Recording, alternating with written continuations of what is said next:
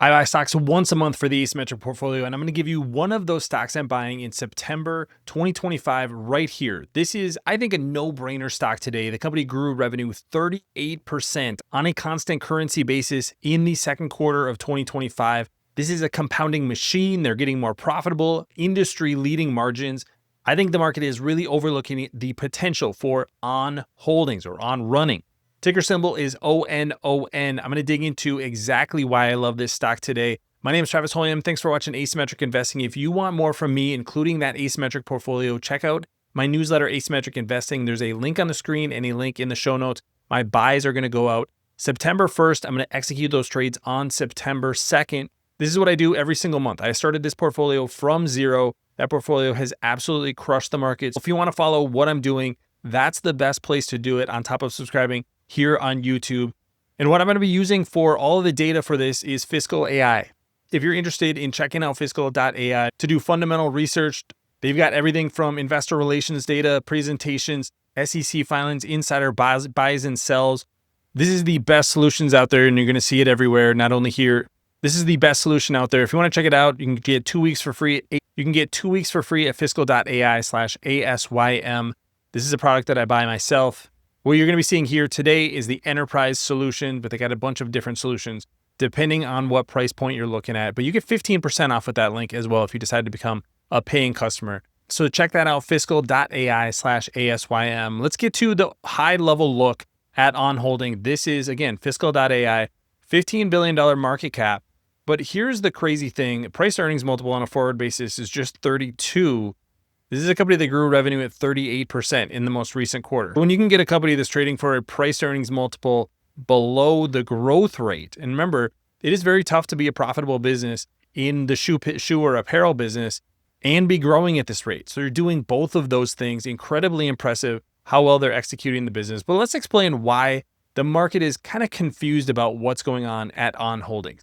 So first thing is, even when you go into Fiscal AI, they have CHF or Swiss francs and US dollars. So let me show why this is a little bit confusing for investors. Let's look at quarterly numbers, and you can see that their growth rate is a little bit choppy. The most recent quarter growth rate was 32%, but some of this volatility here is driven by the fact that changes in the US dollar is going to impact how much revenue there is generated in Swiss francs. Swiss francs is like the lens that financial reports are written. So the income statement, the balance sheet are going to be in Swiss francs, even if most of the company's sales is in US dollars. That's their biggest market, is still the US.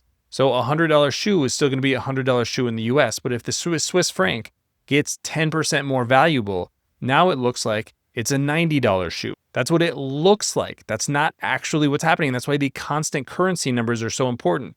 This is their most recent filing, and this shows kind of the confusion here. Net sales increased by 32% year over year. That's exactly what you see in the numbers on Fiscal AI, but on a constant currency basis, this was 38.2%. That's because the Swiss franc got stronger and the dollar got weaker. But that does not mean that the company's profitability was that highly impacted. This is the biggest number that you want to look at with ON holding. What is the gross profit margin? 61. So they are extremely profitable on a gross profit basis. And that's going to show you exactly how much pricing power they have in the market. One of the things that's been most impressive about ON holding over the past few months is, as tariffs have been a huge conversation in the market, management has basically said, you know what? If tariffs go up, we're going to just increase our prices. We have that kind of pricing power. We are a premium brand. And the consumers that are cutting back are not ON holding customers. They're not the kind of people who are going to be spending $200 on a pair of shoes, $120 on a sweatshirt. So they have pricing power. They're going to be able to maintain these margins. And even as tariffs have become a bigger topic, these margins are going up. But that's not the only impact that foreign currency has on ON holding. And this is the thing that I think is the most confusing for investors. This line right here, I'm going to just show everything on the line. So this is going to have the 3 months ended 2025, also 2024, and then these are both 6-month periods on the right. But you can see in this most recent 3-month period, there is a 139.9 million Swiss franc loss related to foreign currencies. This is simply US dollars held in the US that are now less valuable through that lens of Swiss francs. So if you hold 100 Swiss francs worth of dollars and the dollar drops by 10%, now you only own 90 Swiss francs worth of dollars. So basically your balance sheet got smaller. The way that you have to adjust that is you have to take a loss. This is a non-cash loss because they don't have less cash than they did a year ago. This is just simply marking the asset, the cash that's on the balance sheet, to market. So they have to take this loss on the income statement. This makes them look less profitable. It makes it look like they're not making any money. Lost 49.9 million Swiss francs in the most recent quarter. That's not really the case. They really made about 100 million Swiss francs. So again, this is part of the confusion with the market.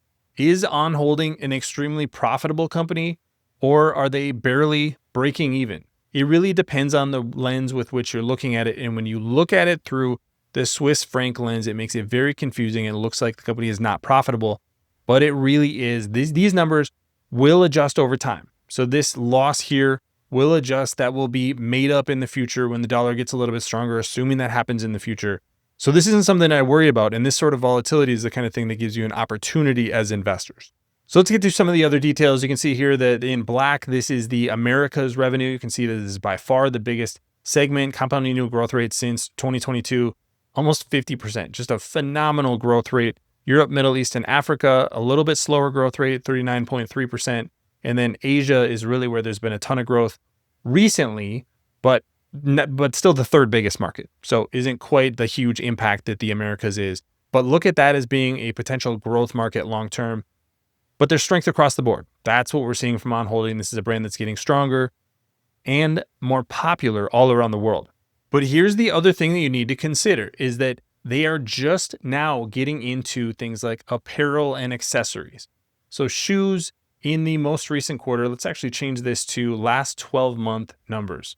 And I'm going to again use US dollars. So we have $3.2 billion worth of shoe sales, just $169 million worth of apparel sales. So this could easily be $1 billion worth of apparel sales if you look at other brands that have kind of similar brand profiles to On Holding. They could sell a lot more apparel, a lot more accessories. Those are both going to be growth drivers for the company. And how much can On grow in the future? I want to show a couple of comparisons to Nike because I think this is where it shows just how cheap and how much opportunity there is for On Holding. This is just the growth rate of these two companies. So I want to start with that. Look at how much stronger On Holding is over the past 12 months, 36% growth rate. Nike is shrinking. But here's the crazy one. $3.2 billion worth of shoe sales for On. Nike is still generating almost 10 times that in shoe sales. So there's a ton of opportunity for On to grow. And here's the one I also love. You can see that On is not trading for a huge premium to Nike, despite the fact that it is much better operating company right now. 4.3 is the price to sales multiple for On. And look at this. This price to sales multiple has fallen since the beginning of the year, January 2025.